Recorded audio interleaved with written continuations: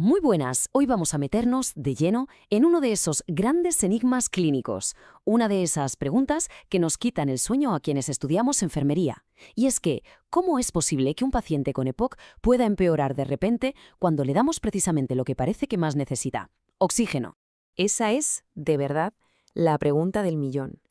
Tenemos entre manos un tratamiento que, salva vidas, el oxígeno. Pero en este escenario tan concreto se puede convertir en un arma de doble filo. Es una paradoja tremenda y tenemos que entenderla a fondo para saber cómo actuar no solo en un examen, sino en el día a día. Venga, vamos a sumergirnos en la situación. Hay que imaginarse la escena, ¿vale? Un paciente con enfermedad pulmonar obstructiva crónica. Un EPOC de libro. Llega a urgencias. Está fatal, con una agudización. Le ponemos oxígeno a un flujo altísimo, sin ajustar mucho. Y 30 minutos después, ¡zas! El paciente empieza a perder el conocimiento. Se nos está quedando dormido. Este es el caso clínico clásico. El típico que, al profesor Dr. Fernández le encanta poner en los exámenes, para pillar a la gente, para ver quién entiende de verdad la fisiología y quién se ha limitado a chapar los apuntes. Que el nivel de conciencia empeore, esa es la pista clave, la luz roja que nos avisa de que algo va muy pero que muy mal. Bueno, como en toda buena historia de misterio, para resolver el caso necesitamos pruebas. Y nuestra prueba reina, la fundamental, es la gasometría arterial. Es como la huella dactilar del estado del paciente en ese mismo instante. Así que vamos a analizarla con lupa. A ver, vamos a mirar estos números, que es donde está la clave de todo. El pH en 7,25. Eso nos está gritando a la cara que hay una acidosis. La sangre está peligrosamente ácida. ¿Y quién es el culpable? Pues miramos la PaO2, 72 milímetros de mercurio. Es casi el doble de lo normal. Este paciente está reteniendo dióxido de carbono a lo bestia. Y lo curioso es que la PaO2, el oxígeno, está casi normal. Esto nos confirma que el problema no es que le falte oxígeno, no. El problema es que le sobra CO2. Esta mezcla de síntomas y de datos de laboratorio tiene un nombre y apellidos: narcosis por CO2. Ese nivel altísimo de dióxido de carbono funciona, para que nos entendamos, como un sedante potentísimo para el cerebro. Por eso nuestro paciente se está durmiendo. Vale, ya sabemos el qué está pasando. Ahora vamos a por el por qué. Aquí es donde entra el juego de pensar, el razonamiento clínico puro y duro.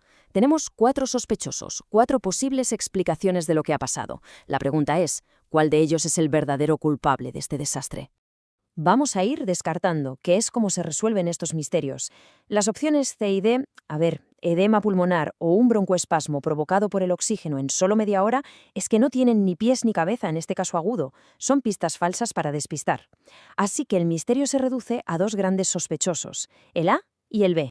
Y ha llegado el momento de la verdad. El principal culpable, el mecanismo que explica casi todo este lío clínico, es el sospechoso B. El aumento del desequilibrio entre la ventilación y la perfusión, lo que llamamos VQ, por culpa de la vasodilatación. Vamos a ver cómo funciona esto, paso a paso, que es muy lógico. El pulmón de un paciente con EPOC, en el fondo, es muy inteligente. En las zonas que están dañadas y a las que no llega bien el aire, cierra los vasos sanguíneos para no mandar sangre tontamente a un sitio donde no se va a poder oxigenar. Es un mecanismo de defensa brutal, se llama vasoconstricción hipóxica. ¿Qué pasa? Que al meterle oxígeno a chorro, engañamos al pulmón. El oxígeno llega a todas partes y el pulmón se cree que todo funciona bien, así que abre de nuevo esos vasos que tenía cerrados. El resultado, la sangre empieza a pasar por esas zonas averiadas que siguen sin ventilar bien y, claro, no se puede limpiar del CO2. Esta analogía me parece brillante, lo explica de maravilla. Hay que pensarlo así. El oxígeno a alto flujo lo que hace es abrir el grifo de la sangre para que vaya a parar a trozos del pulmón que están estropeados, que no pueden hacer su trabajo de limpieza. El CO2 se queda atrapado en la sangre y, claro, sus niveles se disparan. Así de simple y a la vez así de peligroso. Y ahora vamos a hablar del otro sospechoso, el A, la famosísima supresión del estímulo hipóxico. Este es el gran mito, la leyenda urbana que se cuenta en todas las facultades. ¿Qué si los pacientes con EPOC respiran solo porque les falta oxígeno? A ver, este mecanismo existe, pero no es el villano principal. Es como mucho un cómplice, un actor secundario. Aquí se ve la diferencia perfectamente. El mito dice que al darle oxígeno el paciente deja de respirar y por eso acumula CO2. La realidad, que es lo que demuestran los estudios, es que la ventilación disminuye poquísimo por esto. La causa principal, la que explica esa subida brutal de CO2, es el desequilibrio VQ del que acabamos de hablar. O sea que el estímulo hipóxico es real, sí, pero su efecto es muchísimo más pequeño de lo que siempre se ha creído. Muy bien, hemos resuelto el misterio de nuestro paciente. Caso cerrado. Pero lo más importante de todo esto no es solo saber la respuesta de este caso, sino tener un método, una forma de pensar para llegar a ella. Un método que nos sirva para cualquier caso parecido, ya sea en un examen o, lo que es más importante, con un paciente de verdad. Aquí está. Un manual de detective en 3 sencillos pasos. Primero, la clínica.